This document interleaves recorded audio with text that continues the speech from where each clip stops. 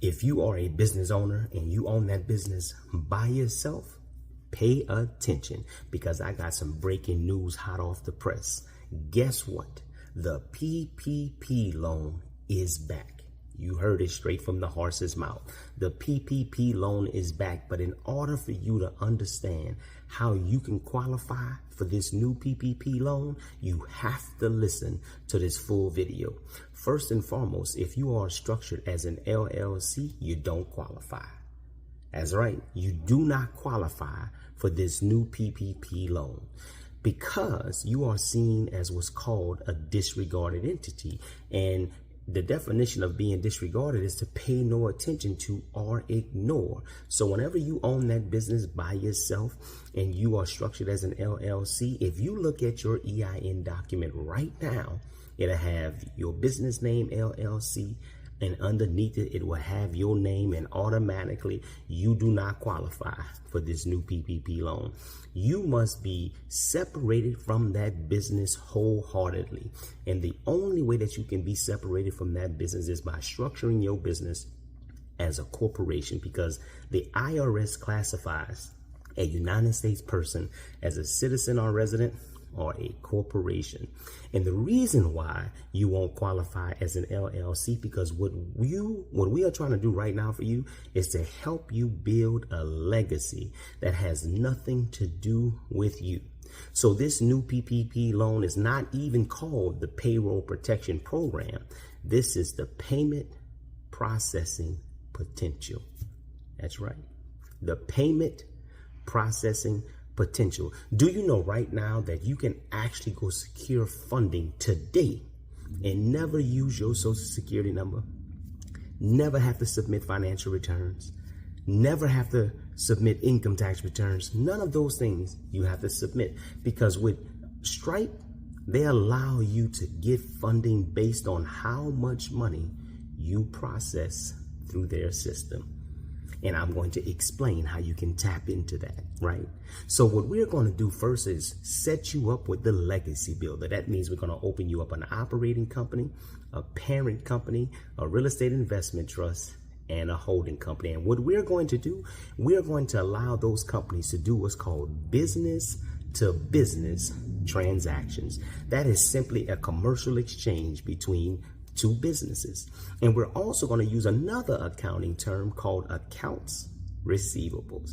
That is the money that's owed to you for products or services that has been delivered but not yet paid for. And the way that we're going to do that is we're going to deposit $1,000 cash into our operating company's account. Let's just say that we sell lemonade on the weekends, and every weekend we go out and we just sell a cup of lemonade. Well, our operating company is going to be owned by our parent company. And the business to business transaction is going to be where our operating company is sent an invoice from our parent company. Why? For using the name. What do I mean by that? Well, if you purchased a McDonald's today, you would have to pay McDonald's to use their name. If you purchased a Chick-fil-A, you would have to pay Chick-fil-A to use their name. If you purchased a Smoothie King, you would have to pay Smoothie King to use the name. So if we named your operating company, for example, ABC Lemonade Company, and then the parent company will be named ABC Lemonade Incorporated, ABC Lemonade Incorporated would send ABC Lemonade Company an invoice for using the name. And guess how much they're going to send that invoice for? $1,000. So we have just processed a payment for $1,000. Well, your parent company, which is ABC Lemonade Incorporated, sits at the address 123 Happy Street. Well, ABC Lemonade Incorporated does not own that building at 123 Happy Street. You know who owns it? Your real estate investment trust. Yep, that's right. And guess what? Your real estate investment trust is going to send your parent company an invoice for rent. And your parent company is going to pay the $1,000 invoice. Now your real estate investment trust and your ABC Lemonade Incorporated company has just processed the payment for $1,000.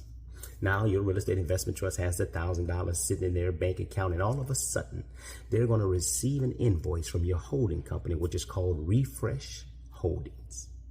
And Refresh Holdings is going to send that invoice for holding the assets for $1,000. Now Refresh Holding has $1,000 that was processed as a business-to-business transaction. And then all of a sudden, Refresh Holdings is going to receive an email from ABC Lemonade Company, which is your operating company. And you're asking them, well, how is that possible? Well, ABC Lemonade Company tells Refresh Holdings, look, since I introduced you to Sugar Property Management, which is your real estate investment trust, and I introduced you to ABC Lemonade Incorporated, guess what? I want my finder's fee. How much is the finder's fee? $1,000. So what you have just done was shown how each company processed a payment for $1,000. And typically what happens is whenever you use a company like Stripe, they will allow you to get a loan without ever running your credit. They're going to also allow you to go ahead and get a loan. And when you make the payments, they're going to make you pay the payments every 2 months. There is not a bank in the world that's going to let you make a payment every 2 months. So you make a payment every 2 months, and they're going to report your payment history to the Small Business Financial Exchange. So now you're building credit at the same time. Well, if each company processes payments of $1,000 and Stripe would typically give you a loan for half of what you process, here's your life-changing moment. Here's your new PPP loan. Well, if you process those payments 4 times in 1 month, each company will process $4,000 in payments. Well, if you take that $4,000 and process payments for 6 to 9 months, Stripe is going to look at that from an annual perspective, and that's going to equal $48,000 in accounts receivables. And Stripe are going to give you a loan for half of that. So that means each of your companies can receive a loan for $24,000. And when you take $24,000, you would, and multiply that times 4, that means you just got a $96,000 PPP, payment processing potential loan, and all you did was deposited $1,000 in cash. You see, most people won't tell you that because everybody and their mama are telling you to go get an LLC, which still connects you to the business.